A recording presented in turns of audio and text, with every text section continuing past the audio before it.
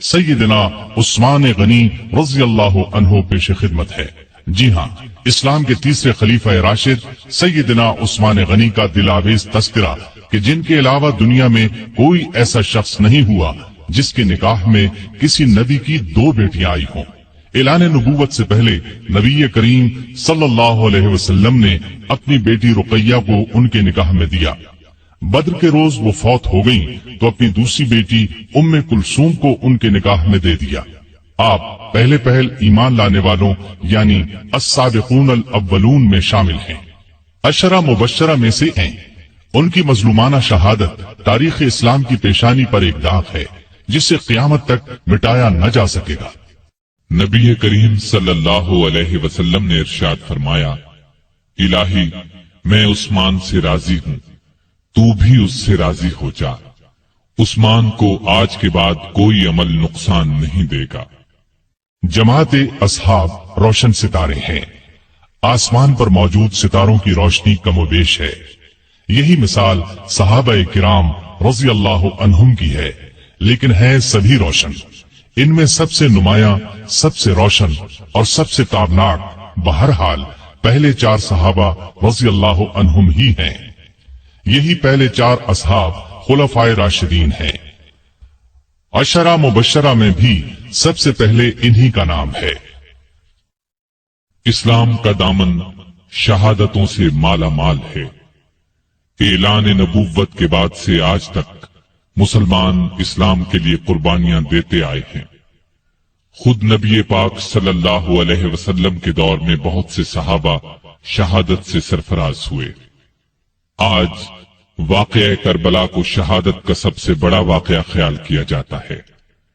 ایسا خیال کرنے والے سیدنا عثمان غنی رضی اللہ عنہ کی شہادت کے واقعے کو نظر انداز کر دیتے ہیں۔ سیدنا عثمان غنی رضی اللہ عنہ کی شہادت حد درجے مظلومانہ شہادت ہے۔ 40 دن تک فسادیوں نے ان کے گھر کو گھیرے رکھا۔ یہ سانحہ اس شخص کے ساتھ پیش آیا جسے نبی صلی اللہ علیہ وسلم نے دنیا میں جنتی ہونے کی بشارت سے نوازا۔ یکے بعد دیگرے اپنی 2 بیٹیاں ان کے نکاح میں دیں۔ اس کے علاوہ بھی جن کے فضائل بے شمار ہیں، وہ مسلمانوں کے تیسرے خلیفہ راشد تھے۔ اسلام کے لیے ان کی قربانیوں کی ایک طویل فہرست ہے، لیکن افسوس جب ہم تاریخ کے اوراق الٹتے ہیں تو ان کے صفحات پر اس جیسی ہستی کا بھی خون پھیلا نظر آتا ہے۔ سیدنا عثمان غنی رضی اللہ عنہ ہجری سال شروع ہونے سے 47 سال پہلے 576 عیسوی میں شہر مکہ میں پیدا ہوئے۔ ان کی پیدائش سے 6 سال پہلے ہمارے رسول کریم صلی اللہ علیہ وسلم دنیا میں تشریف لا چکے تھے۔ ماں باپ نے نام عثمان رکھا، اسی نام سے مشہور ہوئے۔ ابو عبداللہ اور ابو عمرو کنیتیں تھیں، لیکن کنیتیں مشہور نہیں ہوئی۔ مشہور لقب ذو النورین ہے، اس کا مطلب ہے 2 نوروں والا۔ چونکہ نبی کریم صلی اللہ علیہ وسلم کی 2 صاحبزادیوں سے آپ کی شادی ہوئی، لہٰذا آپ کو یہ لقب ملا۔ دوسرا لقب غنی ہے، بہت مالدار تھے، لیکن اپنا مال دین کی خدمت اور نیکی کے کاموں میں بے تحاشا خرچ کرتے رہتے تھے، اسی لیے غنی مشہور ہوئے۔ 5ویں پشت میں ان کا سلسلہ نسب رسول کریم صلی اللہ علیہ وسلم سے جا ملتا ہے۔ آپ کا تعلق قریش سے تھا اور قریش کے قبائل میں آپ بنو امیہ سے تھے۔ آپ کے پردادا کا نام امیہ تھا۔ نبی کریم صلی اللہ علیہ وسلم کے پردادا کا نام ہاشم تھا۔ امیہ ہاشم کے بھتیجے اور اپنے خاندان کے رئیس تھے، اس لیے یہ خاندان بنو امیہ کے نام سے مشہور ہوا۔ اس خاندان سے تعلق رکھنے والوں کو اموی کہا جاتا ہے۔ قریش کا قومی جھنڈا بنو امیہ کے پاس تھا۔ اسی طرح بنو ہاشم کے ذمے کعبے کی نگرانی کا کام تھا۔ گویا دونوں خاندان مرتبے والے تھے۔ عثمان غنی کے والد عفان نے اسلام کا زمانہ نہیں پایا۔ رسول اکرم صلی اللہ علیہ وسلم نے جس زمانے میں نبوت کا اعلان فرمایا، عفان اس سے پہلے ہی فوت ہو چکے تھے۔ والدہ کا نام اروا تھا۔ بی بی اروا کی والدہ کا نام ام حکیم بیضا تھا۔ یہ رسول کریم صلی اللہ علیہ وسلم کی پھوپھی یعنی آپ کے والد جناب عبداللہ کی سگی بہن تھی۔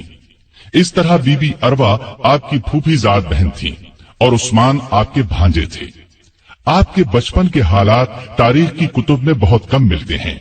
इतना जिक्र जरूर मिलता है कि घर वालों ने उस्मान रज़ी अल्लाह अन्हु को लिखना पढ़ना सिखाया, अच्छे आदमियों की तरह रहने की तरबियत दी। बड़े हुए तो गल्ले की तिजारत शुरू कर दी। बहुत ईमानदार ताजिर थे, कारोबार खूब चमका, बहुत दौलतमंद हो गए, लेकिन उन्होंने अपनी दौलत को फजूल कामों में खर्च न किया, नेकी के कामों में खर्च करने लगे। उस जमाने में शराब पीने का रिवाज था। बहुत कम लोग इस बुरी आदत से बचे हुए थे, लेकिन उस्मान ने कभी शराब को हाथ तक न लगाया। यही वजह थी कि कुरैश के लोग उनकी बहुत इज्जत करते थे। उस्मान गनी रजी अल्लाह अन्हु 34 साल के थे कि रसूल पाक सल्लल्लाहु अलैहि वसल्लम ने अपने नबी होने का ऐलान फरमाया। अबू बकर रजी अल्लाह अन्हु ने उनके सामने भी इस्लाम की खूबियां बयान की और उनके दरमियान दोस्ती भी थी। चुनाचे इस्लाम की खूबियां सुनकर उन पर फौरी असर हुआ। नबी सल्लल्लाहु अलैहि वसल्लम की खिदमत में हाजिर होने और इस्लाम कबूल करने पर आमादा हो गए। ऐसे में आप सल्लल्लाहु अलैहि वसल्लम खुद वहां तशरीफ ले आए और आते ही फरमाया, ऐ उस्मान, अल्लाह की जन्नत कबूल कर, मुझे अल्लाह ने तेरी और तमाम खलकत की हिदायत के लिए भेजा है। ये सुनते ही सैयदना उस्मान गनी ने फौरन कलेमा पढ़ लिया। अपना हाथ रसूलुल्लाह सल्लल्लाहु अलैहि वसल्लम के हाथ में दे दिया। ये नबुव्वत का पहला साल था। उस वक्त तक सिर्फ गिनती के चंद नेक लोगों ही ने इस्लाम कबूल किया था।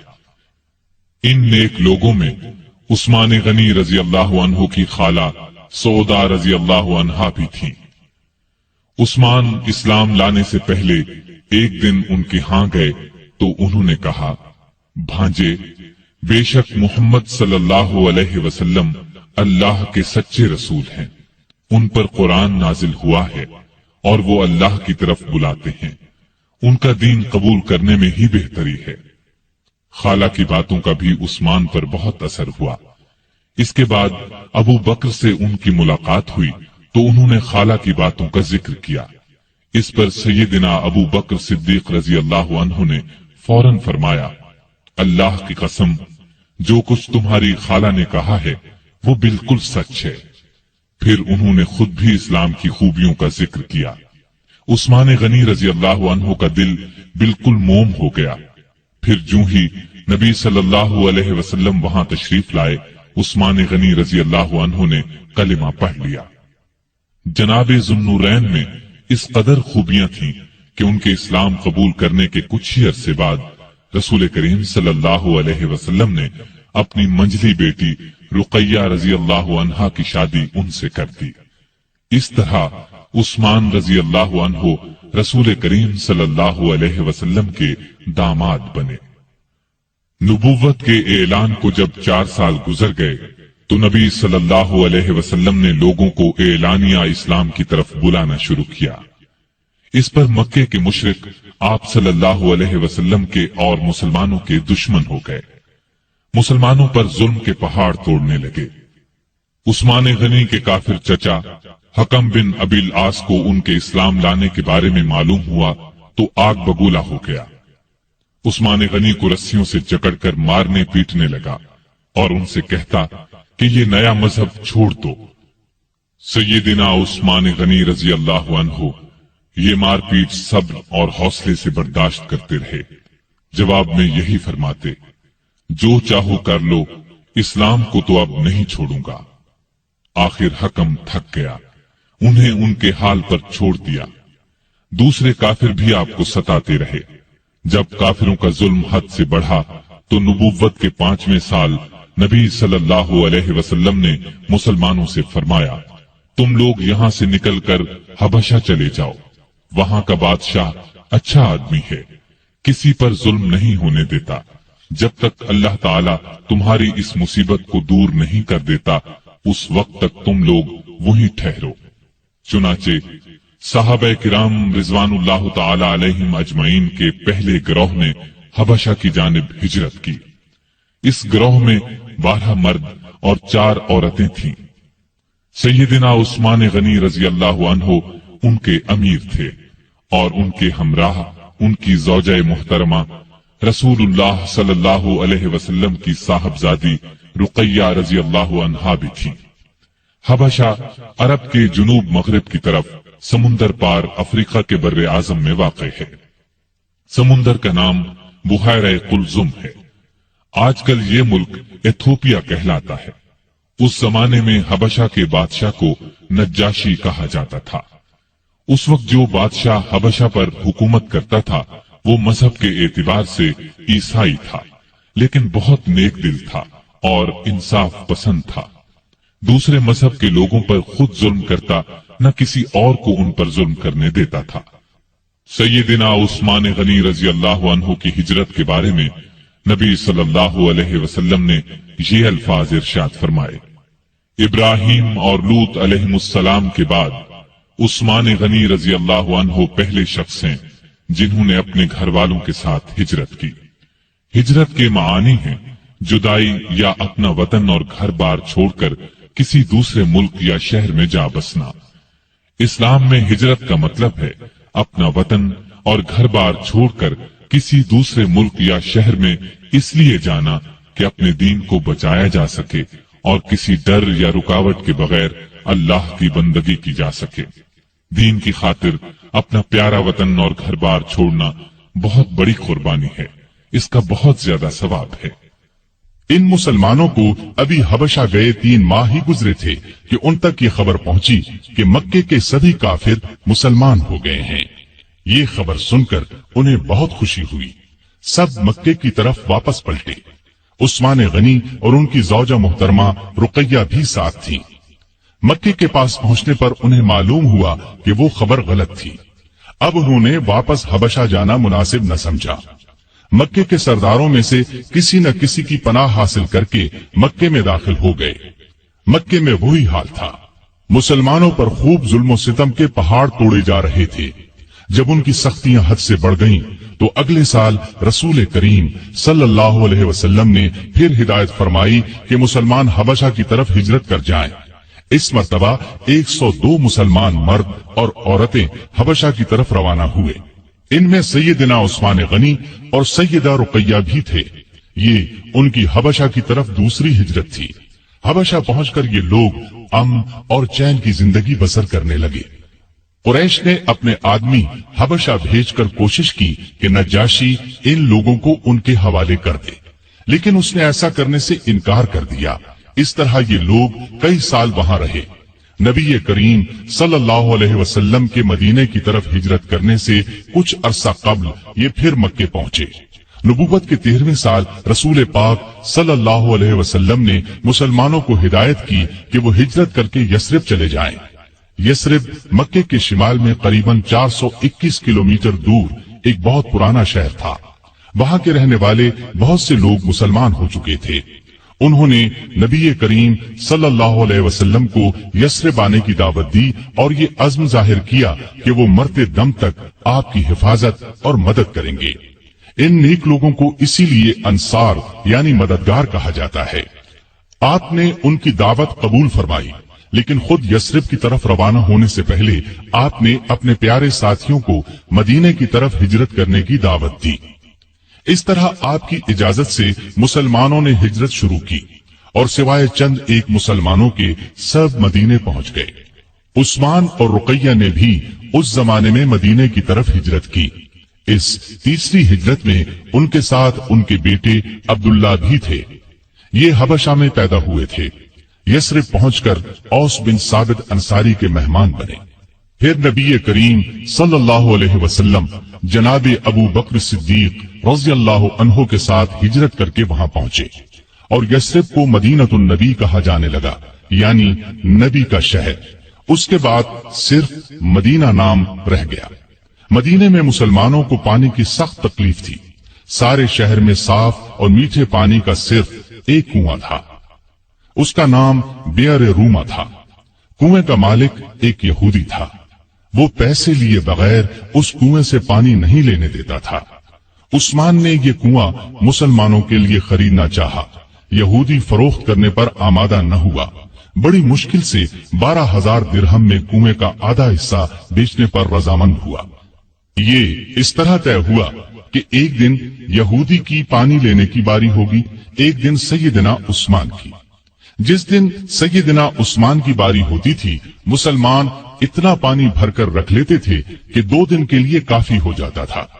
جب اس یہودی نے دیکھا کہ اب اسے کنویں سے کوئی فائدہ نہیں ہوتا تو اس نے کنویں کا باقی نصف حصہ بھی فروخت کر دیا۔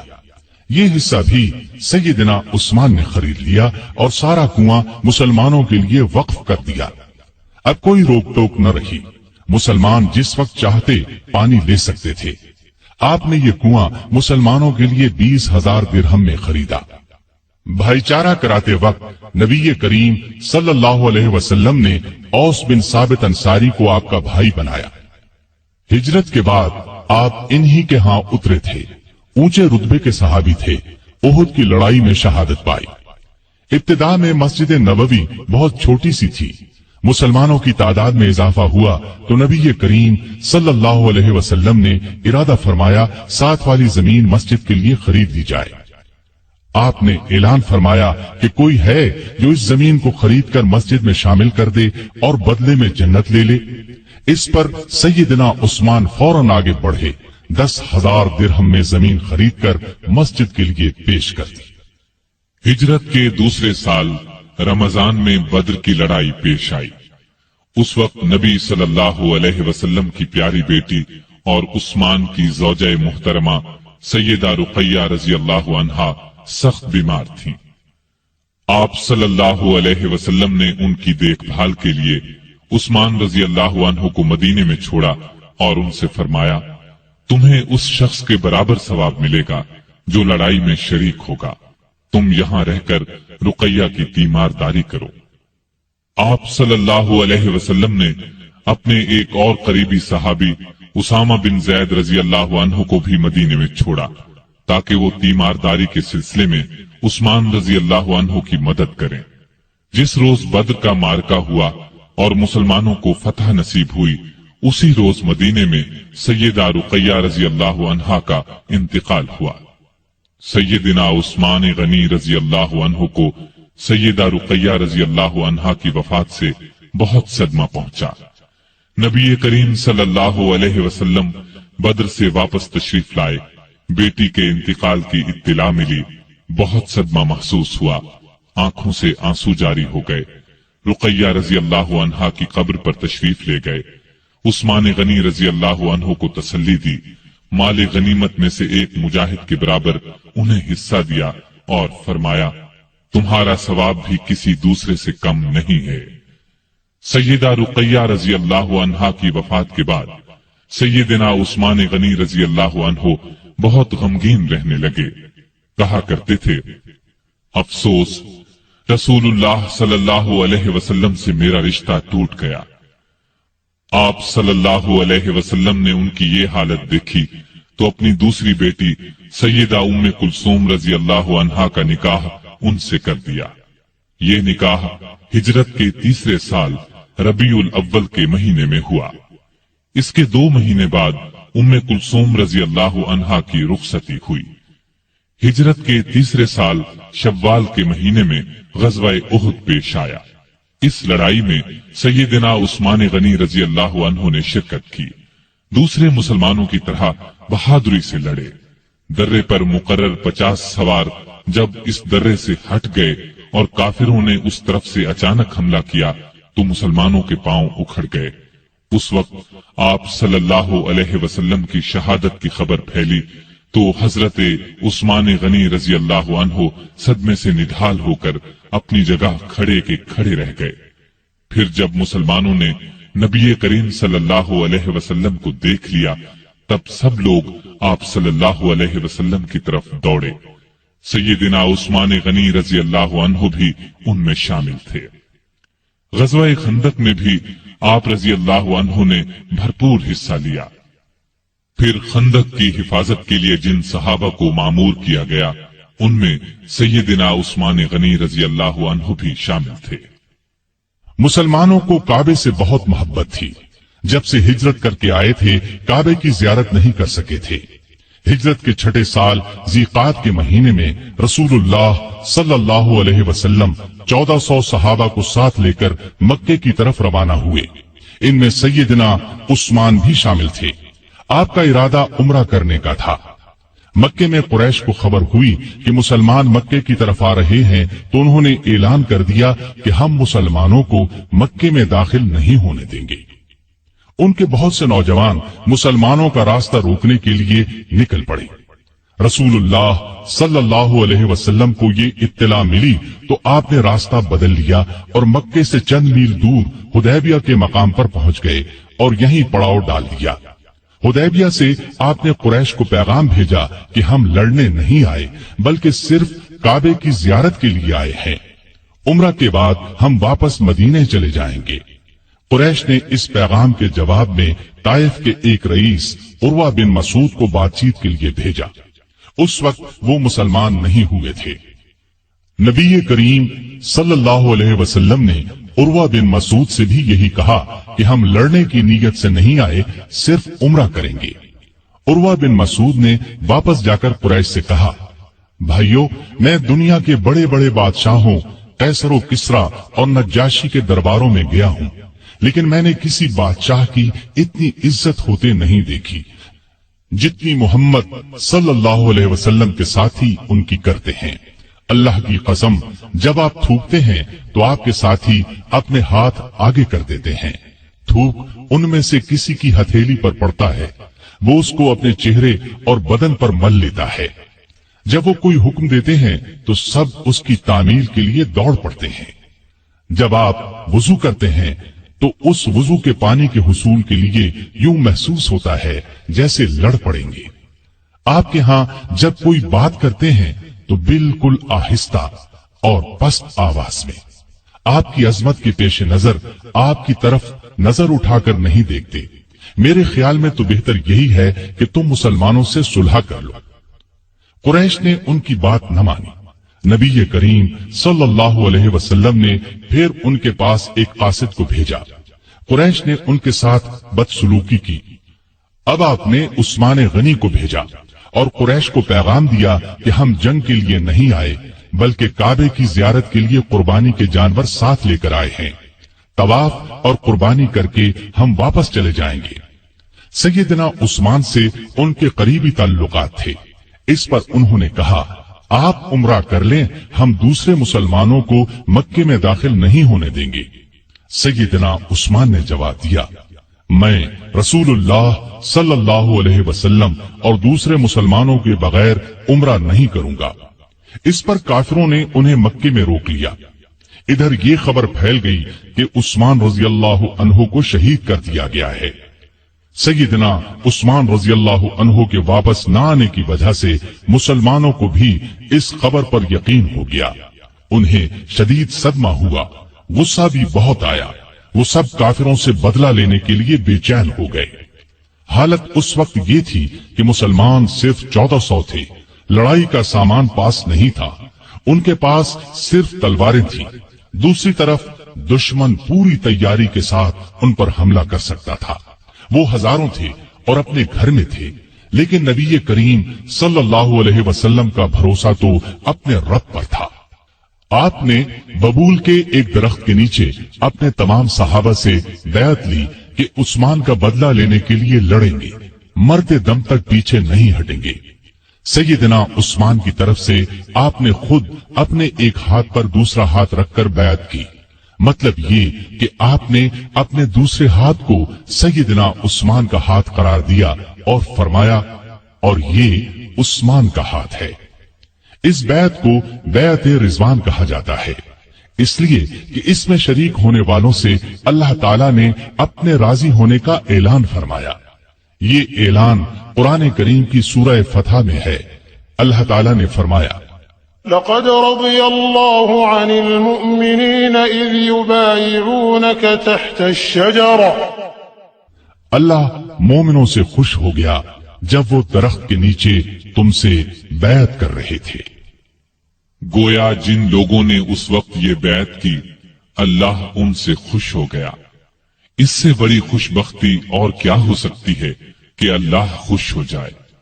اس لیے سیدنا عثمان غنی رضی اللہ عنہ کی شہادت کی خبر کے باوجود رسول اللہ صلی اللہ علیہ وسلم نے اپنے ایک ہاتھ کو سیدنا عثمان غنی رضی اللہ عنہ کا ہاتھ قرار دے کر اس بیعت میں انہیں بھی شامل کر لیا تھا، تاکہ شہادت کے بہت بڑے مرتبے کے ساتھ ساتھ وہ ان لوگوں میں بھی شامل ہو جائیں جن سے اللہ راضی ہو گیا۔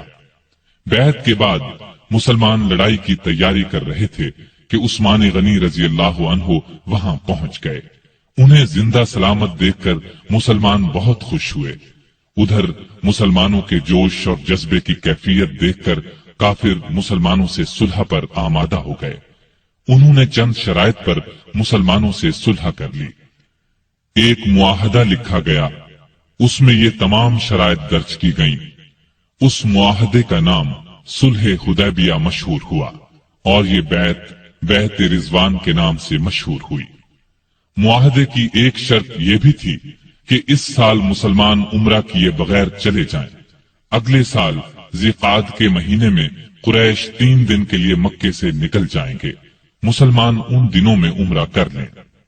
چنانچہ آپ صلی اللہ علیہ وسلم تمام صحابہ کے ساتھ واپس چلے گئے۔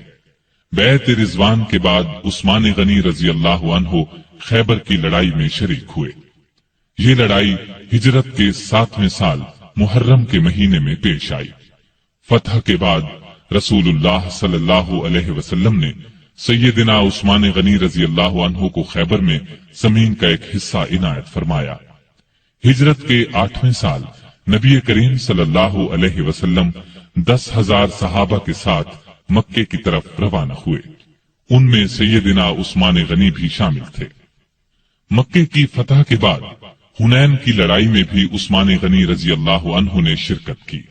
اس کے بعد تبوک کی لڑائی کا واقعہ پیش آیا۔ روم کا بادشاہ مدینے پر حملہ کرنا چاہتا تھا۔ نبی کریم صلی اللہ علیہ وسلم نے آگے بڑھ کر اس کا مقابلہ کرنے کا ارادہ فرمایا۔ آپ صلی اللہ علیہ وسلم نے ارد گرد سے بھی مدد کے لیے مسلمانوں کو بلا لیا۔ اس طرح ایک بڑا لشکر جمع ہو گیا۔ اتنے بڑے لشکر کے لیے خوراک، ساز و سامان، ہتھیاروں اور سواریوں کا انتظام ایک مسئلہ تھا۔ اس لیے نبی کریم صلی اللہ علیہ وسلم نے مسلمانوں سے دل کھول کر چندہ دینے کا اعلان کیا اور فرمایا کہ ایسا کرنے والوں کے لیے جنت ہے۔ مسلمانوں نے اس موقع پر ایک دوسرے سے بڑھ چڑھ کر حصہ لیا۔ سیدنا ابو بکر رضی اللہ عنہ گھر کا سارا سامان لے آئے۔ سیدنا عمر فاروق رضی اللہ عنہ گھر کا نصف سامان لے آئے۔ عبد الرحمن بن عوف رضی اللہ عنہ نے 40,000 درہم دیے۔ باقی صحابہ نے بھی جتنا زیادہ سے زیادہ ممکن تھا روپیہ اور سامان دیا۔ عورتوں نے اپنے زیور اتار کر ڈھیر کر دیے۔ اس روز سیدنا عثمان غنی رضی اللہ عنہ نے تو حد ہی کر دی۔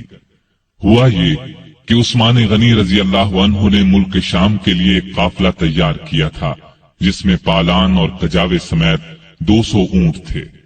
تقریباً 30 کلو کے قریب چاندی تھی۔ آپ نے یہ سب صدقہ کر دیا۔ اس کے بعد پھر 100 اونٹ پالان اور کجاوے سمیت صدقہ کیا۔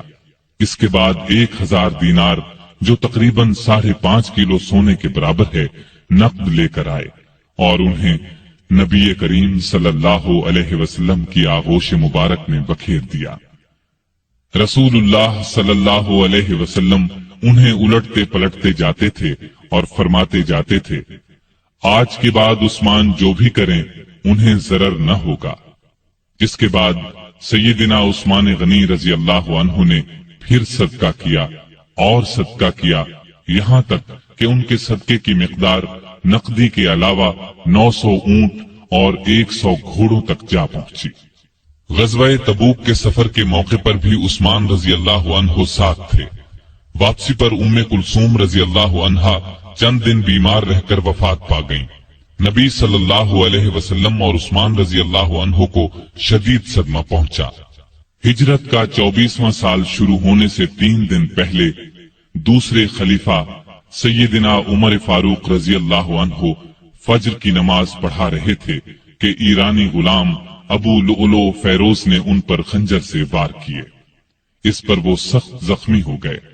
जब उन्हें बचने की कोई उम्मीद न रही तो 6 सहाबा के नाम तजवीज किए और फरमाया कि इनमें से किसी एक को खलीफा चुन लेना। इन 6 सहाबा के नाम ये हैं: Usman, Ali, Talha, Zubair, Abdurrahman bin of और साद बिन अबी वक्कास रजी अल्लाह अन्हुम। सैयदना उमर फारूक रजी अल्लाह अन्हु ने यकुम मुहर्रम को वफात पाई। इसके बाद 2 दिन तक खिलाफत पर बात होती रही। आखिर सैयदना उस्मान गनी रजी अल्लाह अन्हु को खलीफा चुन लिया गया। खिलाफत के वक्त उम्र 70 बरस से ज्यादा थी। अपनी शहादत तक तकरीबन 12 साल खलीफा रहे। इस अरसे में कई नए मुल्क और इलाके फतह हुए। इस्लामी हुकूमत का रकबा लाखों मुरब्बा मील बढ़ गया। एक शानदार बहरी बेड़ा तैयार हुआ। उनके जमाने में आजरबाईजान सैयदना खालिद बिन वलीद रजी अल्लाह अन्हु के हाथ पर दोबारा फतह हुआ। इसी तरह आर्मीनिया फतह हुआ। 27 हिजरी को सैयदना अब्दुल्लाह बिन साद बिन अबी सरह रजी अल्लाह अन्हु ने अफ्रीका पर चढ़ाई की। इस तरह तराबुलुस, कब्रस, तबरिस्तान और जुर्जान के इलाके फतह हुए। 29 हिजरी में तो गोया फतुहात का सैलाब ही आ गया। कुछ इलाकों ने उमर रजी अल्लाह अन्हु की शहादत के बाद बगावत शुरू कर दी थी। उनको भी दोबारा फतह किया गया। चुनाचे फारस, मर्व, बलख और हरात तक सारे इलाके फतह कर लिए गए। सीस्तान, तखार, तुर्किस्तान फतह हुए। तुर्किस्तान ईरान और चीन के दरमियान वाक़ है। तालिकान, फारियाब और जुज़जान को सख्त लड़ाइयों के बाद फतह किया गया। बहुत से इलाके इस्लाम के परचम तले आ गए। यहां तक कि इस्लामी हुकूमत की सरहद चीन की सरहद से जा मिली। एक सालार अब्दुर्रहमान बिन सामुरा रजी अल्लाह अन्हु बलूचिस्तान तक आ पहुंचे और इसके बड़े हिस्से पर कब्जा कर लिया। उस जमाने में बलूचिस्तान नाम का कोई सूबा नहीं था। इस इलाके को सिंध का हिस्सा समझा जाता था। फिर पूरे ईरान को फतह कर लिया गया। काबुल समेत वो तमाम इलाके इस्लामी हुकूमत में शामिल हो गए जो आजकल अफगानिस्तान, बलूचिस्तान और वस्त एशिया का हिस्सा हैं। ईरान में आए दिन बगावतें होती रहती थीं। इसकी वजह यह थी कि ईरान का आखिरी आतिश परस्त हुक्मरान यज़दगर्द अभी जिंदा था। सैयदना उमर फारूक रजी अल्लाह अन्हु के जमाने में वो भागकर तुर्किस्तान चला गया था। सैयदना उस्मान गनी रजी अल्लाह अन्हु के दौर में वो खुरासान और फिर सीस्तान पहुंचा। मुसलमानों के खिलाफ बगावत की, लेकिन इस्लामी लश्कर ने दोनों जगह उसकी बगावत को कुचल दिया।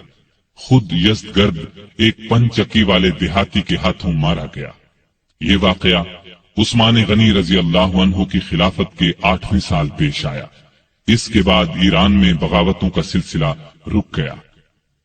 इसके बाद रूम के बादशाह कॉन्स्टेंस ने शाम और मिस्र पर हमले का इरादा किया। वो 500 जंगी जहाजों के बहरी बेड़े के साथ इस्लामी साहिलों की तरफ बढ़ा, लेकिन इस्लामी लश्कर ने उसे जबरदस्त लड़ाई के बाद शिकस्त फाश दी। रूमी दुम दबाकर भागे। भागने वालों में उनका बादशाह भी था। इस जंग को मस्तूलों वाली जंग कहा जाता है। इस तरह रूमियों का गुरूर खाक में मिल गया। रूमी बहरी बेड़े का रोब हमेशा के लिए खाक में मिल गया। समुंदरी लड़ाई में मुसलमानों की ये जीत सैयदना उस्मान गनी रजी अल्लाह अन्हु की खिलाफत के जमाने का इतना अजीमुशान कारनामा है कि हम इस पर फख्र कर सकते हैं। सैयदना उस्मान गनी रजी अल्लाह अन्हु के जमाने की फतूहात 2 किस्म की हैं। सैयदना उमर रजी अल्लाह अन्हु के जमाने में जो इलाके फतह हुए थे उनमें से कुछ बागी हो गए थे। सैयदना उस्मान गनी रजी अल्लाह अन्हु के दौरे खिलाफत में इन इलाकों को फिर से फतह किया गया। इस तरह इन इलाकों पर दोबारा इस्लाम का झंडा लहराने लगा। इनमें आजरबाईजान, आर्मीनिया, हमदान, रे, खुरासान और इस्कंदरिया वगैरह की बगावतों का कुचला जाना शामिल है। दूसरी किस्म की फतूहात वो हैं जो मुसलमानों ने नए इलाके फतह किए। ان میں افریقہ یعنی طرابلس، مراکش، الجزائر، تیونس کے علاقے، نیز ان کے علاوہ قبرص، طبرستان، جرجان، افغانستان، ترکستان اور قفقاز وغیرہ فتح ہوئے۔ قفقاز کو کوہ قاف بھی کہا جاتا ہے۔ ایران کے بہت سے علاقے عمر رضی اللہ عنہ کے دور میں فتح ہو چکے تھے، کچھ باقی تھے، مثلاً طوس، بیحق، نیشاپور، بلخ وغیرہ۔ یہ سب سیدنا عثمان غنی رضی اللہ عنہ کے زمانے میں فتح ہوئے۔ بحری بیڑے کی فتح کے بعد مسلمان بحیرہ روم پر چھا گئے، دنیا کی ایک زبردست بحری طاقت بن گئے۔ شام کے والی سیدنا امیر معاویہ نے سیدنا عثمان کی توجہ اس طرف دلائی کہ ہمیں ہر وقت رومیوں کی طرف سے بحری حملے کا خطرہ رہتا ہے، ان کے مقابلے کے لیے ہمارے پاس بھی بحری بیڑا ہونا چاہیے۔ اس پر انہوں نے بحری بیڑا تیار کرنے کا حکم دیا۔ سیدنا امیر معاویہ نے مصر کے والی عبداللہ بن سعد کے ساتھ مل کر ایک عظیم الشان بحری بیڑا تیار کیا، جس میں کئی سو جنگی جہاز تھے۔ جہاز بنانے کا پہلا کارخانہ مصر میں قائم ہوا۔ بحری بیڑے کے ساتھ بحری فوج بھی قائم کی گئی۔ اس بیڑے کا نصف حصہ شام اور نصف مصر کے ساحل پر رہتا تھا۔ جلد ہی مسلمانوں کی بحری طاقت اس قدر بڑھ گئی کہ انہوں نے قبرص کے جزیرے کو فتح کر لیا۔ پھر مستولوں والی لڑائی میں رومی بحری بیڑے کو شکست دی۔ یہ شکست اس قدر زبردست تھی کہ پھر مدت دراز تک رومیوں کو اسلامی ملکوں پر حملہ کرنے کی جرت نہ ہوئی۔ سیدنا عثمان نے اپنے زمانے میں رفاع عامہ یعنی عام لوگوں کی بھلائی کے بے شمار کام کیے۔ ان میں سے کچھ یہ ہیں: نجد کے راستے پر ایک شاندار سرائے بنوائی، اس کے ساتھ ایک چھوٹا سا بازار بسایا، میٹھے پانی کا ایک کنواں کھدوایا۔ خیبر کی طرف سے کبھی کبھار سیلاب آتا تھا، مدینے سے کچھ فاصلے پر ایک بند تعمیر کرا دیا تاکہ سیلاب کا رخ مدینے کی طرف نہ ہو۔ نہریں کھدوا کر بھی اس کا رخ موڑا گیا۔ اس بند کو بند محظور کہا جاتا ہے۔ کوفے میں مسلمانوں کے لیے ایک عظیم الشان مہمان خانہ بنوایا۔ پورے ملک میں اونٹوں اور گھوڑوں کی پرورش کا بہت اچھا انتظام کیا۔ ان کے لیے جگہ جگہ چراگاہیں بنوائی، ان کے قریب چشمے بنوائے۔ بعض چراگاہیں اتنی بڑی تھیں کہ ان میں کئی کئی ہزار اونٹ اور گھوڑے پرورش پاتے تھے۔ ان چراگاہوں کی نگرانی کرنے والوں کے لیے ان کے ساتھ مکان بنوائے۔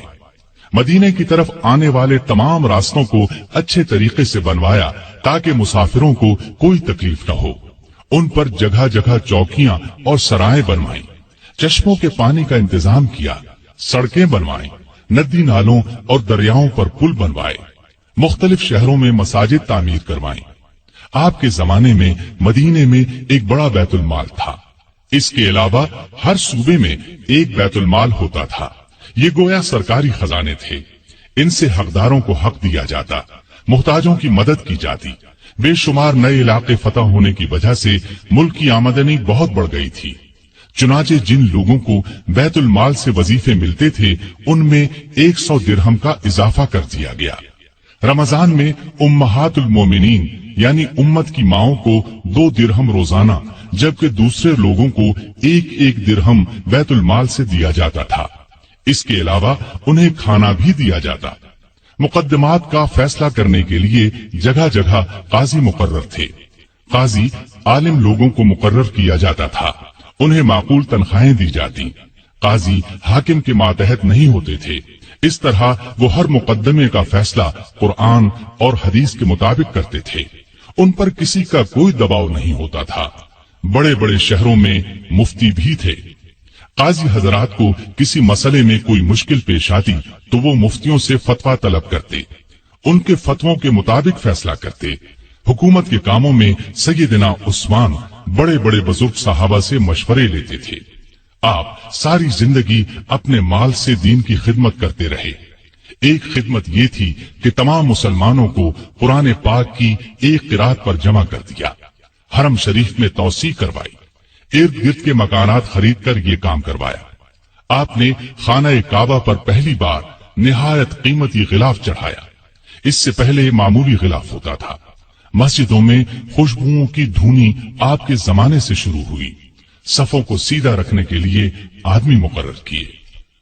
सैयदना उस्मान गनी रजी अल्लाह अन्हु इस्लाम की तबलीग और इशाअत का बहुत ख्याल रखते थे।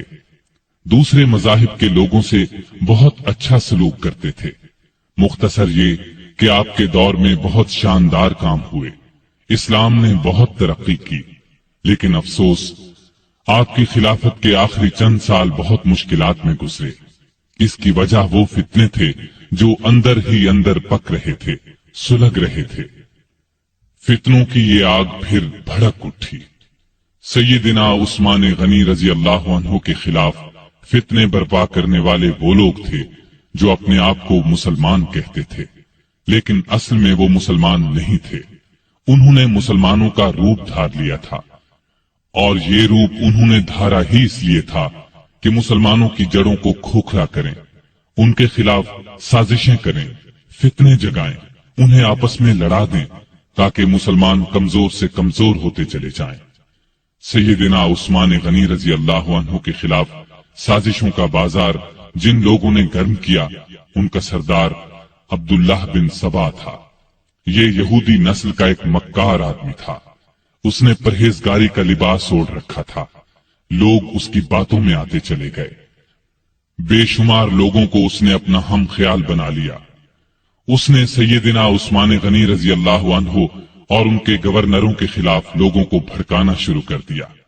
वो उनके हर काम में नक्स निकालने लगा, उन पर बेजा इल्जामात लगाने लगा। बहुत से कमजोर ईमान वाले लोग उसके गिर्द जमा हो गए। उनमें ऐसे लोग भी थे जो नए नए मुसलमान हुए थे, उनमें अभी पुख्तगी नहीं आई थी। कूफा, बसरा और मिस्र में उसने साजिशों का जाल बिछा दिया। ये जाल इस कदर महारत से बिछाया गया कि बाज नेक दिल लोग भी शक में पड़ गए कि कहीं वाकई तो ऐसा नहीं है। ऐसे लोगों में भी बेचैनी फैल गई। फिर बेचैनी की ये लहर मदीने के लोगों तक जा पहुंची। अब्दुल्लाह बिन सबा और उसके हामियों ने फितने और साजिश की ये आग इल्जामात के जरिए लगाई। उसने इल्जाम लगाया कि उस्मान गनी रजी अल्लाह अन्हु ने अपने रिश्तेदारों को खुश करने के लिए उन्हें बड़े बड़े ओहदों पर मुकर्रर कर रखा है। उन्होंने बैतुल माल से बड़ी बड़ी रकमें ऐसे लोगों को दी जो उनके हकदार नहीं थे, बल्कि ज्यादातर उनके रिश्तेदार थे। तराबुलुस की जंग से जो माले गनीमत हासिल हुआ, उसका 5वां हिस्सा बैतुल माल का हक था, लेकिन उन्होंने मिस्र के गवर्नर अब्दुल्लाह बिन साद को दे दिया। जब सैयदना उस्मान गनी रजी अल्लाह अन्हु तक ये बातें पहुंची तो उन्होंने भरे मजमे में इन इल्जामात के ये जवाबात दिए। मैंने उन लोगों को खुश करने के लिए नहीं, बल्कि लायक, बहादुर और भरोसे के काबिल समझकर ऊंचे ओहदों पर मुकर्रर किया है। मैं अपने खानदान वालों से वाकई मोहब्बत करता हूं, लेकिन उनकी खातिर जालिम नहीं बन सकता। मैं उनके सिर्फ वही हक अदा करता हूं जो वाजिब हैं। उनको दिल खोल कर देता हूं तो बैतुल माल से नहीं, अपने जाती माल में से देता हूं। मुसलमानों का माल मैं अपने लिए हलाल समझता हूं और न किसी दूसरे के लिए। तराबुलुस की लड़ाई में अब्दुल्लाह बिन साद इस्लामी फौज के सिपाह सालार थे। मैंने उनसे वादा किया था कि अगर आप लड़ाई में कामयाब हुए तो गनीमत के माल का 5वां हिस्सा आपको दिया जाएगा। फतह के बाद मैंने अपने वादे के मुताबिक ये हिस्सा उन्हें दिया, लेकिन जब दूसरे मुसलमानों ने इस बात को पसंद न किया तो मैंने ये हिस्सा उनसे लेकर बैतुल माल में जमा करा दिया। अब इसमें एतराज वाली बात कौन सी रह गई? इसके अलावा उन पर एक चराहगाह के बारे में भी इल्जाम था। ये चराहगाह मदीने के करीब बनाई गई थी।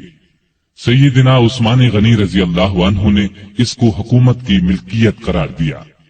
आम लोगों को इससे फायदा उठाने से रोक दिया। इस इल्जाम के जवाब में उन्होंने ये कहा कि इस चराहगाह को मुझसे पहले ही सरकारी बना दिया गया था, ताकि सरकारी घोड़े और ऊंट वहां चर सकें। मैंने इसमें आम लोगों को मवेशी चराने से नहीं रोका। मेरे पास तो सिर्फ 2 ऊंट हैं जो मैंने हज के लिए रख छोड़े हैं। खिलाफत से पहले मैं सबसे ज्यादा ऊंटों और बकरियों का मालिक था। अब इन 2 ऊंटों के सिवा मेरे पास कोई जानवर नहीं है। یعنی میں اس چراگاہ میں اپنے مویشی نہیں چراتا۔ ان کے علاوہ سیدنا عثمان پر اور بھی ایسے الزامات لگائے گئے تھے جن کی سرے سے کوئی حقیقت ہی نہیں تھی۔ بعض باتوں کا بتنگڑ بنا دیا گیا تھا۔ ادھر فساد پھیلانے والے لوگ کسی بات کے جواب پر کوئی توجہ نہیں دیتے تھے۔ ان کی تو بس ایک ہی ضد تھی کہ سیدنا عثمان کو خلیفہ نہ رہنے دیا جائے۔ جب یہ لوگ دوسروں کو کھلم کھلا بغاوت پر ابھارنے لگے تو سیدنا عثمان نے صوبوں کے تمام گورنروں کو مدینے میں طلب کر کے ان سے مشورہ کیا کہ اس شورش کو کیسے رفع کیا جائے۔ بعض نے رائے دی کہ فساد پھیلانے والوں کو سخت سزائیں دی جائیں، لیکن سیدنا عثمان بہت نرم مزاج تھے، ایسا کرنا پسند نہ کیا۔ دوسری کسی رائے پر بھی اتفاق نہ ہو سکا۔ سارے گورنر اپنے اپنے علاقوں کی طرف واپس روانہ ہو گئے۔ ان کے جانے کے بعد سیدنا عثمان نے شورش دور کرنے کے لیے 3 کام کیے۔ ایک یہ کہ کوفے کا گورنر سعید بن عاص کی جگہ بزرگ صحابی ابو موسیٰ اشعری کو مقرر فرمایا، کیونکہ کوفے کے باغی سعید بن عاص کے دشمن بن چکے تھے اور انہوں نے یہ مطالبہ کیا تھا کہ ابو موسیٰ اشعری کو کوفے کا گورنر بنایا جائے۔ دوسرا یہ کہ چند صحابہ کو تمام صوبوں میں یہ تحقیق کرنے کے لیے بھیجا کہ لوگوں کی جائز شکایات کیا ہیں اور ان کو کیسے دور کیا جا سکتا ہے۔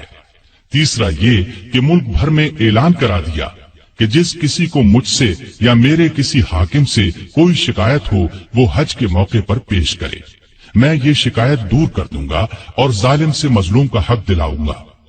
جس وقت سیدنا عثمان حالات کو سدھارنے کی یہ کوششیں فرما رہے تھے، عین اس وقت دوسری طرف مصر، کوفہ اور بصرہ کے سازشی لوگوں نے آپس میں خطوط لکھ کر خفیہ طریقے سے طے کیا کہ اچانک مدینے پہنچ کر سیدنا عثمان سے تلوار کے زور پر اپنے مطالبات منوائے جائیں۔ آخر یہ لوگ جن کی تعداد ہزاروں میں تھی ایک ہی وقت مدینے پہنچے۔ شہر سے 2-3 میل دور پڑاؤ ڈالا۔ پہلے ان لوگوں نے مدینے کے سب سے بزرگ صحابہ علی، طلحہ، زبیر اور سعد بن ابی وقاص رضی اللہ عنہم کو اپنے ساتھ ملانے کی کوشش کی، لیکن چاروں نے ان کا ساتھ دینے سے انکار کر دیا۔ اس کے بعد سیدنا علی جناب عثمان کی طرف سے باغیوں کے پاس گئے اور ان کے ایک ایک الزام کا جواب دے کر انہیں واپس جانے کی ترغیب دی، ساتھ ہی انہیں یقین دلایا کہ سیدنا عثمان تمہارے جائز مطالبات ماننے کے لیے تیار ہیں۔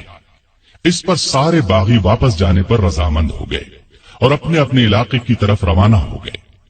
اس واقعے کو چند ہی روز گزرے تھے کہ ایک دن مدینے کی گلیاں گھوڑوں کی ٹاپوں اور انتقام کی آوازوں سے گونج اٹھی۔ لوگ گھبرا کر باہر نکلے۔ انہوں نے دیکھا کہ مصری باغیوں کی جماعت پھر واپس آ گئی ہے۔ سیدنا علی آگے بڑھے اور ان سے واپس آنے کا سبب پوچھا تو انہوں نے جواب دیا کہ ہم واپس جا رہے تھے، راستے میں ایک شخص کو دیکھا جو مدینے کی طرف سے آ رہا تھا اور بڑی تیزی سے مصر کی طرف جا رہا تھا۔ ہمیں اس کی چال ڈھال سے شبہ گزرا، روک کر اس کی تلاشی لی تو اس کے پاس سے ایک خط ملا۔ وہ خط مصر کے گورنر کے نام تھا۔ خط امیر المومنین عثمان کی طرف سے تھا۔ اس میں انہوں نے لکھا تھا کہ جو لوگ مدینے سے مصر واپس آ رہے ہیں ان سب کو قتل کر دیا جائے۔ خط پر سیدنا عثمان کی مہر بھی لگی تھی۔ اس خط کو دیکھ کر ہم نے سمجھ لیا کہ ہمارے ساتھ دھوکہ کیا جا رہا ہے۔ اب ہم اس دھوکے کا انتقام لینے کے لیے واپس آئے ہیں۔ جب یہ معاملہ سیدنا عثمان غنی رضی اللہ عنہ کے سامنے رکھا گیا تو وہ بہت حیران ہوئے اور قسم کھا کر کہا، نہ میں نے یہ خط لکھا نہ کسی سے لکھوایا۔ اس پر لوگوں نے خیال ظاہر کیا کہ یہ خط سیدنا عثمان کے مشیر مروان بن حکم نے ان کی اجازت کے بغیر لکھا ہے۔ ادھر باغی تو فساد پر تلے ہوئے تھے۔ انہوں نے کہا، خط چاہے کسی نے لکھا ہو، اس کے ذمہ دار خلیفہ ہی ہیں، اس لیے وہ خلافت سے الگ ہو جائیں۔ اسی دوران میں کوفہ اور بصرہ کے لوگ بھی واپس آ گئے۔ ان سے پوچھا گیا کہ تم لوگوں کے راستے تو الگ الگ ہیں، پھر تم کس طرح راستے سے پلٹ آئے ہو؟ انہوں نے کوئی جواب نہ دیا اور مصریوں میں شامل ہو گئے۔ سیدنا عثمان غنی رضی اللہ عنہ نے باغیوں کو جواب دیا، جب تک مجھ میں جان ہے خلافت سے الگ نہیں ہوں گا۔ میں تمہاری ہر جائز شکایت کو دور کرنے کے لیے تیار ہوں، لیکن تمہارے کہنے سے خلافت کی قمیص کو نہیں اتاروں گا، اس لیے کہ یہ قمیص مجھے اللہ نے پہنائی ہے، اور مجھے رسول اللہ صلی اللہ علیہ وسلم نے فرمایا تھا کہ اللہ تعالیٰ تجھے قمیص پہنائے گا، پھر اسے اتارنے کے لیے لوگ آئیں گے تو اسے نہ اتارنا۔ میں نہ تو تلوار کے زور پر خلیفہ بنا تھا اور نہ کوئی تلوار کے زور پر مجھے خلافت سے الگ کر سکتا ہے۔ میں رسول صلی اللہ علیہ وسلم کی وصیت کے مطابق آخری دم تک صبر کروں گا۔ ان کا یہ جواب سن کر سارے باغی آگے بڑھے اور امیر المومنین سیدنا عثمان غنی کے گھر کو گھیرے میں لے لیا۔ باغیوں نے ان کے گھر کو کئی دن تک گھیرے میں رکھا۔ ان دنوں میں ان ظالموں نے بہت گھٹیا حرکات کی، ان کے گھر میں پانی اور خوراک تک جانے سے روک دیا۔ ایک روز ام المؤمنین سیدہ ام حبیبہ رضی اللہ عنہا نے کھانے پینے کی کچھ چیزیں لے کر سیدنا عثمان غنی تک جانے کی کوشش کی، لیکن ظالم باغیوں نے ان کی بے ادبی کی اور آگے نہ جانے دیا۔ ایک روز سیدنا علی رضی اللہ عنہ نے اپنے چند آدمیوں کے ذریعے پانی کی 3 مشکیں بھجوائیں۔ ان آدمیوں کو باغیوں نے روکا، لیکن وہ لڑ بھیڑ کر اور کئی زخم کھا کر پانی کی مشکیں اندر لے جانے میں کامیاب ہو گئے۔ ایک دو بار پڑوس کے گھروں سے بھی خوراک اور پانی کی مدد پہنچی، لیکن یہ اتنی کم ہوتی تھی کہ بڑی مشکل سے 1-2 دن گزرتے تھے۔ مدینے میں جتنے بھی بزرگ اور جلیل القدر صحابہ موجود تھے، ان سب نے باغیوں کو بہت سمجھایا، لیکن باغیوں نے ان کا بھی لحاظ نہ کیا، کوئی بات نہ مانی۔ خود امیر المومنین سیدنا عثمان غنی رضی اللہ عنہ نے کئی مرتبہ باغیوں کو سمجھانے کی کوشش کی، مکان کی چھت پر جا کر کئی مرتبہ ان کے سامنے بہت با اثر تقاریر کی، انہیں یاد دلایا کہ رسول اللہ صلی اللہ علیہ وسلم جب مدینے تشریف لائے تھے تو مسجد نبوی کے لیے جگہ تنگ تھی۔ آپ نے اعلان فرمایا تھا کہ جو شخص مسجد کے لیے زمین خریدے گا اسے جنت میں جگہ ملے گی۔ میں نے ہی یہ جگہ خرید کر مسجد میں شامل کی تھی، لیکن آج تم مجھے اس مسجد میں نماز پڑھنے سے روکتے ہو۔ ہجرت کے بعد سارے مدینے میں بس ایک ہی کنواں تھا۔ رسول اللہ صلی اللہ علیہ وسلم نے اعلان فرمایا تھا کہ جو شخص اس کنویں کو خرید کر مسلمانوں کے لیے پانی عام کرے گا اس کے لیے جنت ہے۔ کیا تمہیں علم نہیں ہے کہ میں نے ہی یہ کنواں خرید کر مسلمانوں کے حوالے کیا تھا، لیکن آج تم نے مجھ پر اس کا پانی بند کر دیا ہے۔ رسول اللہ صلی اللہ علیہ وسلم کے ساتھ میرا کیا تعلق تھا، کیا تم یہ بھی نہیں جانتے؟ ان کی یہ تمام باتیں بھی پتھر دل باغیوں کو ہلا نہ سکی۔ ان ظالموں نے امیر المومنین کے مکان کو آنے والے تمام راستوں پر پہرے بٹھا دیے تاکہ مدینے کے لوگ ان کی مدد کو نہ پہنچ سکیں۔ پھر بھی 700 بہادر مسلمان ہتھیار لگا کر کسی نہ کسی طرح سیدنا عثمان غنی رضی اللہ عنہ کے پاس پہنچ گئے اور امیر المومنین سے کہا، اگر آپ اجازت دیں تو ہم ان باغیوں سے لڑیں۔ اس پر عثمان غنی رضی اللہ عنہ نے فرمایا، میں تم لوگوں کو اللہ کا واسطہ دیتا ہوں کہ کوئی شخص میرے لیے اپنا خون نہ بہائے۔ اس پر چند نوجوانوں کے سوا نہ چاہتے ہوئے بھی باقی لوگ واپس چلے گئے۔ سیدنا عثمان غنی رضی اللہ عنہ نے یہ بھی پسند نہ فرمایا کہ رسول اللہ صلی اللہ علیہ وسلم کے شہر کو چھوڑ کر کسی دوسرے شہر چلے جائیں۔ وہ تمام مصیبتیں صبر اور شکر سے برداشت کرتے رہے، لیکن گوارا نہ کیا کہ لوگ ان کی خاطر ایک دوسرے کا خون بہائیں۔ ادھر مدینے میں یہ ہو رہا تھا، ادھر مکے میں حج ہو رہا تھا۔ اکثر لوگ حج کے لیے گئے ہوئے تھے۔ باغی بھی یہ سوچ رہے تھے کہ حج کے بعد لوگ مدینے کا رخ کریں گے اور موقع ہاتھ سے نکل جائے گا، چنانچہ وہ سیدنا عثمان کے قتل کا مشورہ کرنے لگے۔ سیدنا عثمان کو ان کے ارادے کی خبر ہوئی تو انہوں نے مکان کی چھت پر کھڑے ہو کر باغیوں کے سامنے یہ تقریر کی، لوگو، آخر تم مجھے کس جرم میں قتل کرنا چاہتے ہو؟ اسلام 3 صورتوں کے علاوہ کسی مسلمان کے قتل کرنے کی اجازت نہیں دیتا، یا تو وہ اسلام لانے کے بعد اس سے پھر جائے، یا شادی کے بعد بدکاری کرے، یا کسی کو جان بوجھ کر قتل کرے۔ اللہ کی قسم میں نے ان تینوں میں سے کوئی گناہ نہیں کیا، پھر تم میرے خون کے پیاسے کیوں ہو؟ باغیوں پر اس تقریر کا بھی کوئی اثر نہ ہوا۔ انہوں نے 18 ذوالحج 35 ہجری کو امیر المومنین کے مکان پر حملہ کر دیا۔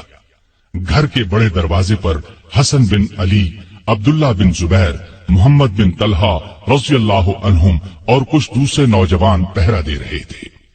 انہوں نے باغیوں کا زبردست مقابلہ کیا اور زخم کھا کر بھی انہیں اندر داخل نہ ہونے دیا۔ اب 4 باغی ساتھ کے ایک مکان کے ذریعے دیوار پھاند کر اندر داخل ہو گئے۔ اس وقت سیدنا عثمان روزے سے تھے اور قرآن پاک کی تلاوت کر رہے تھے۔ ظالموں نے لوہے کی ایک سلاخ، نیزے اور تلوار سے ان پر وار کیے۔ ان کی زوجہ محترمہ سیدہ نائلہ انہیں بچانے کے لیے آگے بڑھیں تو تلوار کے وار سے ظالموں نے ان کی انگلیاں کاٹ دیں۔ اس طرح ظالموں نے 82 سالہ نہتے امیر المومنین سیدنا عثمان رضی اللہ عنہ کو شہید کر دیا۔ انا للہ و انا الیہ راجعون۔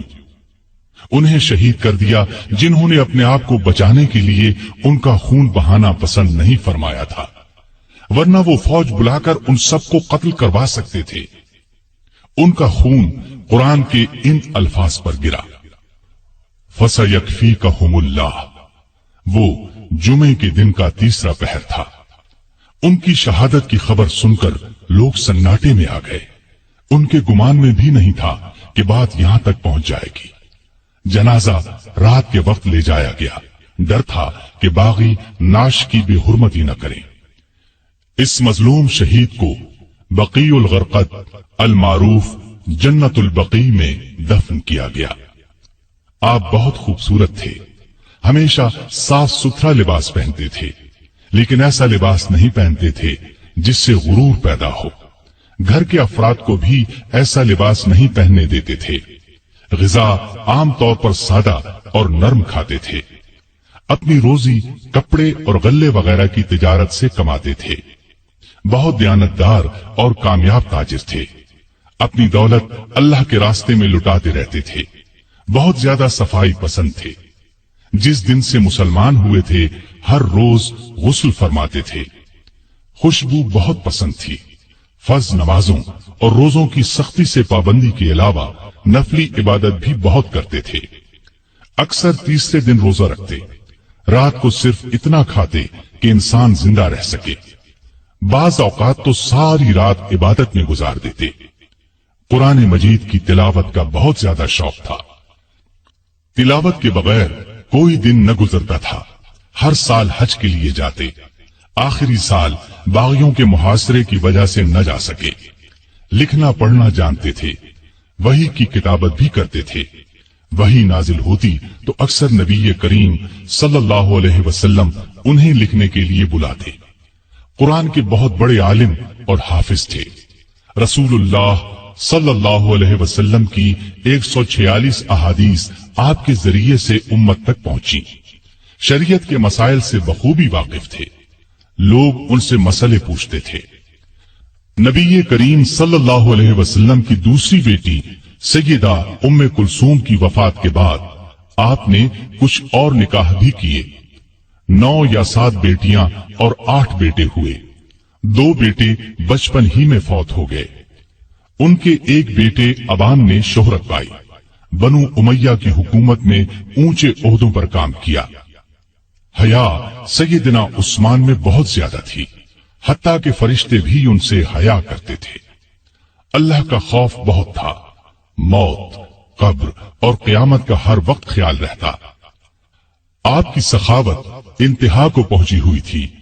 کوئی دن ایسا نہیں گزرتا تھا جس میں وہ خیرات نہ کرتے ہوں۔ وہ اللہ تعالیٰ کے اس ارشاد کی مکمل تصویر تھے۔ جو لوگ ضرورت مندوں کے لیے دل کو تنگ کیے بغیر اپنا مال خرچ کرتے ہیں وہی کامیاب ہیں۔ سیدنا عثمان غنی رضی اللہ عنہ نے بئر روما خرید کر مسلمانوں کے لیے عام کر دیا۔ مسجد نبوی کی توسیع کے لیے زمین خریدی۔ سیدنا علی رضی اللہ عنہ کی سیدہ فاطمہ رضی اللہ عنہا سے شادی کا موقع آیا تو انہوں نے اپنی زرہ سیدنا عثمان رضی اللہ عنہ کے ہاتھ 480 درہم میں بیچ دی۔ عثمان رضی اللہ عنہ نے اس رقم کے ساتھ وہ زرہ بھی انہیں واپس تحفے میں دے دی۔ تبوک کے موقع پر تو ان کی دریا دلی کی انتہا نہ رہی۔ قحط کے موقع پر غلے سے لدے ہوئے اونٹ لوگوں میں تقسیم کر دیے۔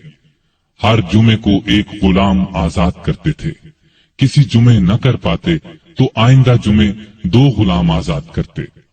اپنی خلافت کے زمانے میں بیت المال سے اپنی ذات کے لیے 1 درہم بھی نہ لیا، اگرچہ وہ کم از کم 5000 درہم ہر سال لینے کے حقدار تھے۔ 12 سالہ خلافت میں 60,000 درہم گویا انہوں نے مسلمانوں کے لیے چھوڑ دیے۔ آپ رضی اللہ عنہ میں سادگی انتہا کو پہنچی ہوئی تھی۔